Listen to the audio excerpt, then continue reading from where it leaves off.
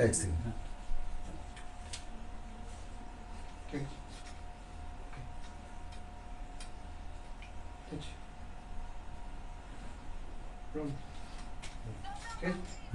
আপনি বলুন। হ্যাঁ, রেডি আছি আমরা। আমি ফলতার ভূমিপুত্র। আমি চাইব ফলতা শান্তিতে থাকুক, সুস্থ থাকুক, ভালো থাকুক এবং ফলতায় আরও বেশি বেশি উন্নয়ন হোক। তাই সোনার ফলতা হোক, এটাই আমার স্বপ্ন ছিল। তাই আমাদের সম্মানীয় মুখ্যমন্ত্রী ফলতা উন্নয়নের জন্য স্পেশাল প্যাকেজ দিচ্ছে। সেই জন্য আমি আগামী 21শে মে যে রিপল আছে, সেই রিপলের কন্টেস্ট থেকে আমি নিজেকে দূরে সরিয়ে নিলাম। নিজেকে সরিয়ে নিলেন প্রার্থী থেকে?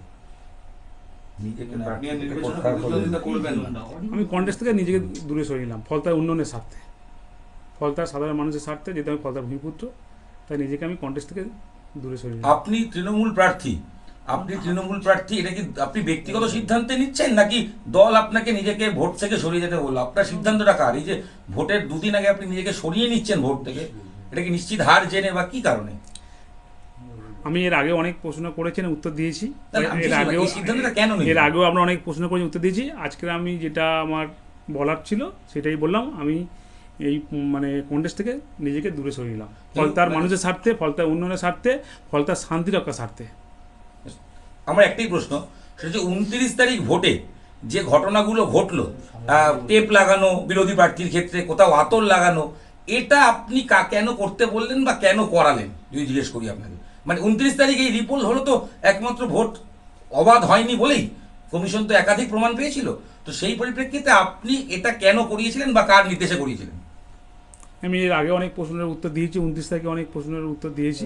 আমি আজকের যেটা আমার বলার ছিল, যে আমি ফলতার মানুষের স্বার্থে, উন্নয়নের স্বার্থে, শান্তির স্বার্থে, সুস্থতার স্বার্থে, সোনার ফলতা গড়ার স্বার্থে আমি 21শে মে ইলেকশন থেকে নিজেকে কন্টেস্টে সরিয়ে নিই। গত 29 তারিখে ঘটনার পরিপ্রেক্ষিতে আপনি কি বলবেন? যে ঘটনা ঘটলো, মানুষ ভোট দিতে পারেনি, ভোটের ওপরে কালি, কোথাও টেপ লাগানো, কোথাও আতর লাগানো, এটা কেন করলেন বা করিয়েছিলেন?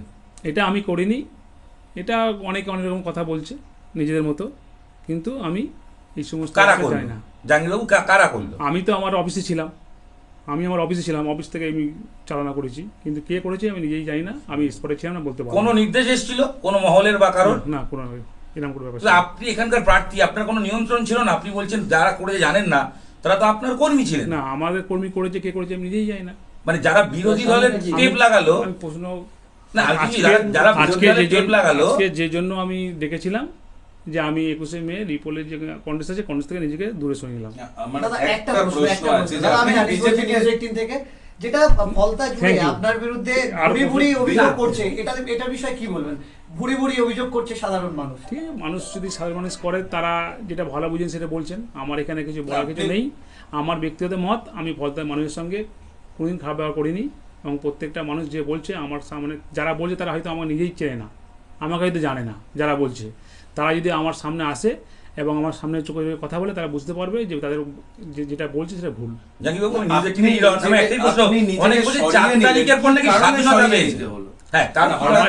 আমার যেটা বলার ছিল, কারণ তো আছে, কেন সরাচ্ছে?